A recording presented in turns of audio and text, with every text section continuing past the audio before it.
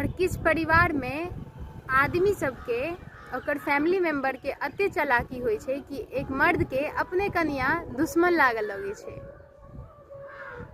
और किछ आदमी के कहनाम छे कि कनिया के कखिन तो सर पर बैठा के नहीं रखे के चाहिए। ई बात सही भ सके अहाँ हिसाब से, शायद अहाँ के पप्पो अहाँ मम्मी के एनाहिते ट्रीट करैत हैत, प्यार से नहीं समझावे के, किछ और तरीका अपनावे के। लेकिन हमरा हिसाब से बच्चा और लेडीज जे होय छे ना, तेकर एक दिमाग होय छे, उ प्यार के अलावा और कोई चीज से नहीं समझे छे।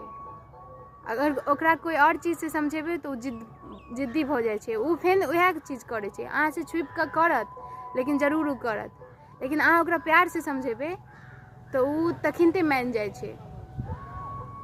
और लेडीज ना, एक औरत ना हर आदमी ला जिद नहीं कर सके छे, वो अपना मर्दे ला जिद करे छे।